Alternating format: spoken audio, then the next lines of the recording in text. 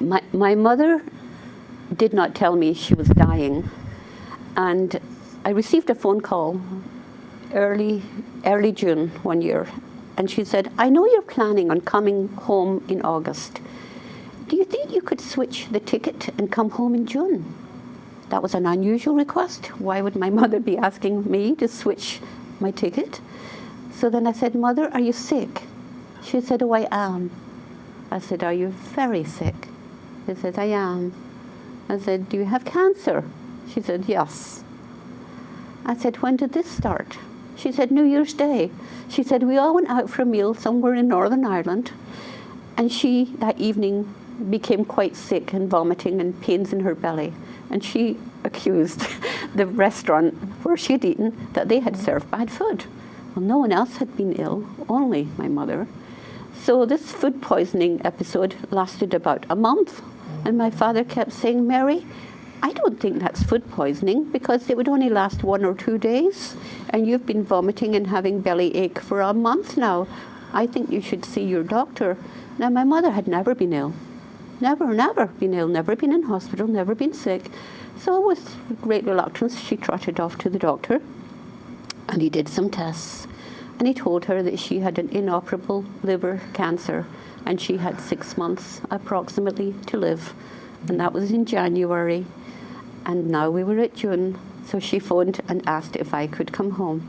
And I said I could be there in 1 day. So I flew home. And she was very ill. And thank God we had the wonderful people at hospice who came every day to my home, and they attended my mother. They were so fantastic. I couldn't have coped with nursing and taking care of her without the help of hospice nurses. So when it came very near the end of her life, she said to me, I don't want to have a wake in one of those newfangled funeral parlors.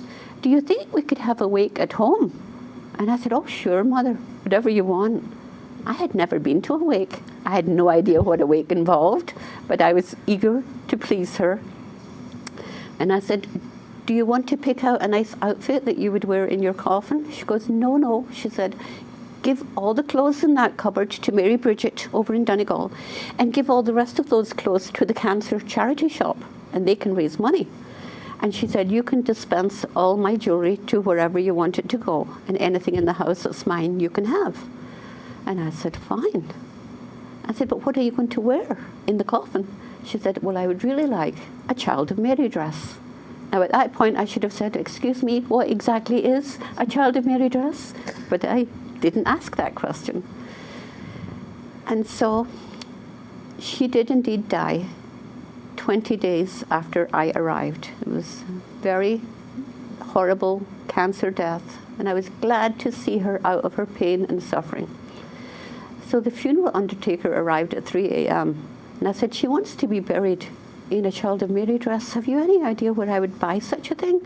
He said, oh, in olden days we called it a shroud. I said, oh, she's not going to be buried in a shroud.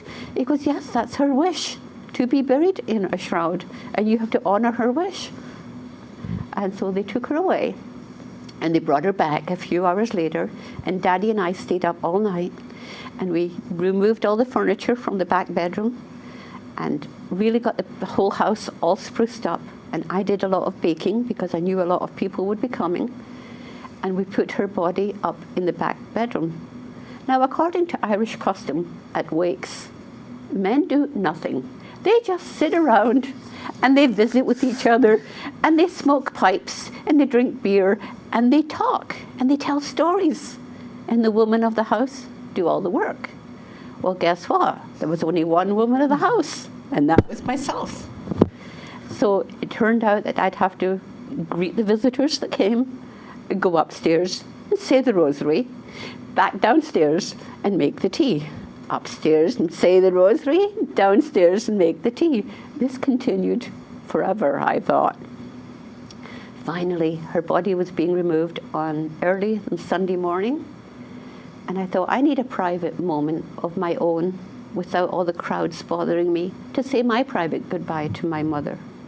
And as I entered the bedroom, one of the blessed candles that was round the coffin had melted and bent over And as I walked in the door, it touched the wallpaper and the flame shot up the wall.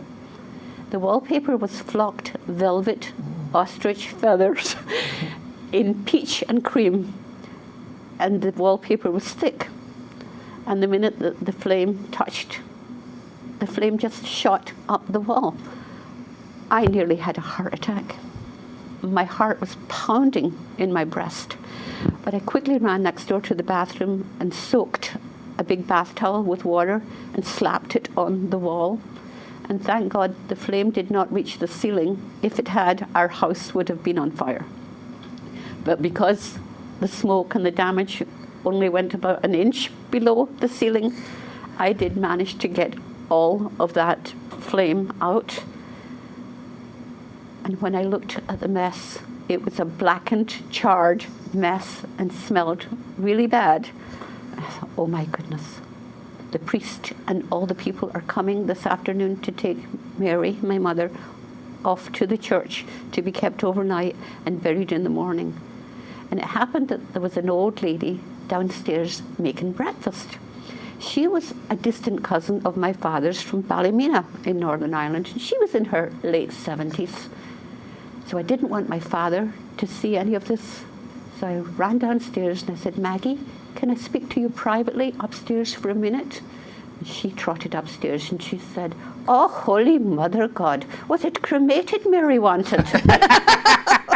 And I said, no, but Mary almost got cremated.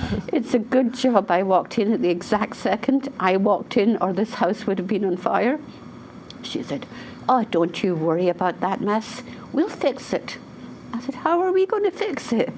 She said, knowing your mother, wouldn't your mother have another roll of that wallpaper in that big hall closet upstairs? I said, I don't think so. She said, of course she would. She said, you go look for the paper and I'll go get paste. I said, we don't have any paste, wallpaper paste. She goes, oh, I can make paste. I said, how are you going to make paste? She said, out of flour and water, makes grand paste.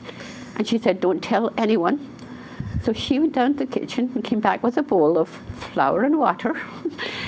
And she said, now your job is not to let anyone come up here. I said, how am I going to do that? She said, say the rosary. Big long prayers to keep everybody downstairs. And I said, and what are you going to do? She said, I'm going to rip off the burnt wallpaper and put on the new wallpaper. I was tempted to say, oh, you can't do that. You're too old. But I didn't say that. I left her and I went downstairs and they were all eating breakfast. And I didn't have to say the rosary because nobody rushed upstairs. And after a while, maybe an hour, Maggie came down and she gave me the thumbs up. And I went upstairs and I looked and it was wonderful, absolutely wonderful. She had ripped off all the burnt section of wallpaper. It was just in one corner. And she put on the new wallpaper and you couldn't tell that anything had happened. And there was an odor of burning, but the candles were burning. So you would attribute it to the candles that were all around the room burning. And as I looked over and into my mother, I thought she was smiling. And I thought how lucky we were that I walked in at that exact moment. Otherwise, the fire brigade would be coming and carting Mom down the stairs in her coffin. And that would not be a good end to an Irish wake.